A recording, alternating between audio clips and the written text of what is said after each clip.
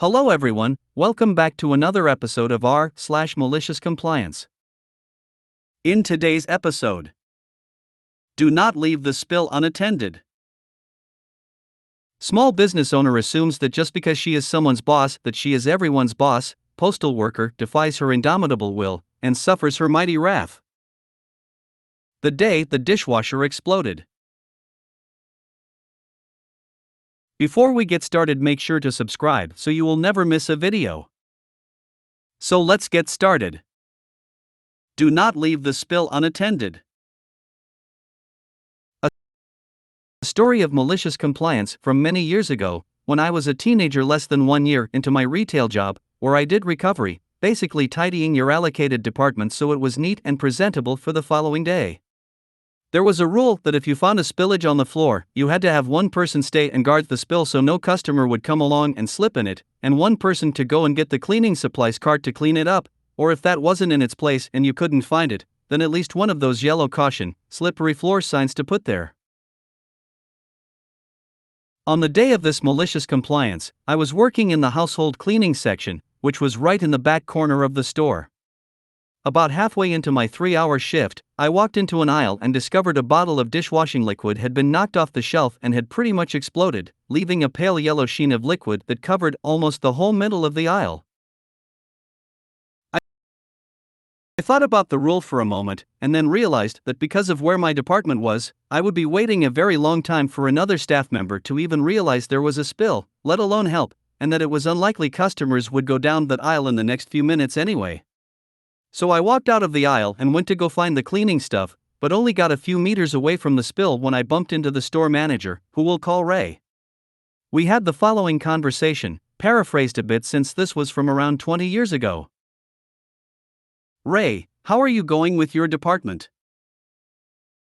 Me, good, but there's a spill in the dishwashing aisle, so I'm just going to get the cleaning cart. Ray, who's standing watch over it? Me, no one, the other staff don't really come up here, so I was going to quickly go and. Ray, no, you do not leave spills unattended. What if a customer comes along and trips in it? Go back and stay there and make sure any customers who go down that aisle are aware of it. Me, okay. In that case, can you please get me the cleaning trolley so I can clean it up? Ray, no. I need to get to a meeting upstairs. Just wait for another staff member to come past and ask them to go and get it for you. In the meantime, don't leave the spill unattended. Me, but. I was trying to say that because of how out of the way my department was, it was unlikely another staff member would come past, but he'd walked off before I finished talking. About 20 minutes before the recovery shift ended, when Ray had gone home for the day and the store had closed, the night manager, Lucy, was doing her rounds. When she got to the dishwashing aisle, she stopped. Lucy, why are you just standing there? You haven't finished more than half of your department. Me, there's a spill. Lucy, well, why didn't you clean it up? Me, I tried, but Ray told me off. I explained to her what had happened and she rolled her eyes and told me to go and get the cleaning cart, so she could clean it up after she let all the recovery staff go home.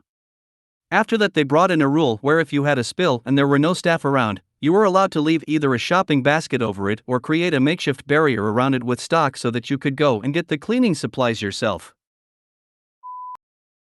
Small business owner assumes that just because she is someone's boss that she is everyone's boss. Postal worker defies her indomitable will and suffers her mighty wrath. I, a mail carrier, was filling in on another carrier's route one day. On this route is a small business owned by a Karen, not her real name, obviously, but you get the idea. Karen ships items with us, FedEx and UPS, whatever her customer prefers. This is understandable, customer wants, customer gets. The full-time carrier on this route has left notes, for anyone filling in, and as a reminder to himself, to check each item outgoing, because Karen apparently has no idea that the USPS, FedEx, and UPS are entirely separate entities, and will just put all of her outgoing packages in one big pile. So I see the note to check, and I do. Mixed in with the stuff for USPS are two small packages that are next day air for FedEx, so I take them out and put them aside for the FedEx guy. Karen sees this. Karen is upset by this. So I explain to her that while we do have a system in place to get FedEx items back to FedEx, that it will only slow the items down and likely cause her customers to not receive them on time. Karen listens to all this, fumes silently for a few seconds, and says, "I demand you take these packages." It does not matter that she is wrong, she is in charge, damn it, and I will as she says. I stare at her for an equal amount of time, conscious of the fact that my hat, jacket, shirt, and bag all bear the logo of the United States Postal Service, and not FedEx, waiting for the punchline. As it turns out, Karen is the punchline, so I explain again, using very small words, that I would be doing her and her customers a disservice by taking those packages.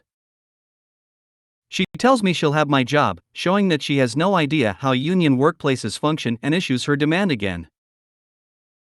To which, I say no, take the packages and letters with proper postage and continue upon the route. 15 minutes later, I get a call from my supervisor. Karen has called to complain that I would not take the outgoing packages. I tell my supervisor I have 7 parcel pickups from her, and only left behind the stuff that wasn't ours. Supervisor says, "Oh, okay." And I figure that is the end of it. I get back to the office that evening, and several of the clerks and the supervisor are laughing their asses off. Unsatisfied by the supervisor's reiteration of the fact that the United States Postal Service is not Federal Express, Karen has come in to lodge her complaint in person and demand, again, that we handle her FedEx packages.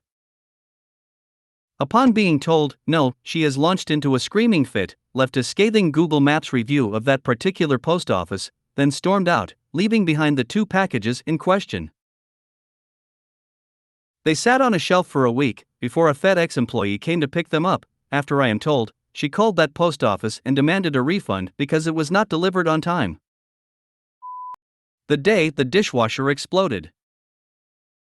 I was reading my daily quota of MC when I remembered a distant memory that might apply here. I was a young girl at the time, around 10 years old I believe. Being from a somewhat well-off family in Brazil, we used to have helpers around the house. On weekdays, a nice old lady would come in to clean the house and cook lunch for us. On the weekends, it was me and my sibling, 9 years my senior, who were tasked with cleaning up after lunch, and that meant loading up the dishwasher. Now, my sibling is a master dishwasher loader. They do an incredible game of Tetris with the dishes, and it somehow works. With that in mind, my mother decided it was a good idea to let prepubescent me take a shot at the dishwasher. First time, it didn't go well. I loaded the dishwasher as best as I could, but there were still a lot of dishes left. Me, being a little kid, didn't understand the tricks of finessing cups on the plate holders and whatnot. Understandably, my mother was a bit frustrated, considering she was used to my sibling's sorcery, and told me, and I quote, "Next time, you better fill the dishwasher up." Bad mistake. Cut to next weekend. Me, being a smartass, loaded the dishwasher up as much as humanly possible. I remember stacking glass trays up on each other, jamming cutlery in the cutlery holder until it was akin to a solid block of metal, and I'm pretty sure I put multiple plates on each row. And then I put the soap in, closed that bad boy, and turned it on. I wouldn't say the dishwasher exploded, but the contents sure as hell did.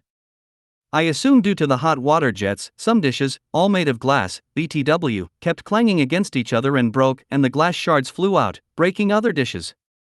Hours later, while I was entertaining myself in the yard by trying to find worms in the dirt, I heard a scream from the kitchen. The dishwasher sat there, very much broken, with water and soap gushing out. There were glass shards everywhere. My mother stood there, staring at the dishwasher with what I assume was terror in her eyes.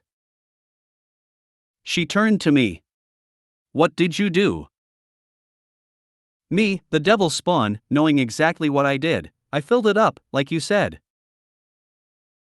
Next time, my sibling taught me how to load the dishwasher properly. after we bought a new dishwasher and a new set of dishes. If you made it to the end of the video, thanks for watching.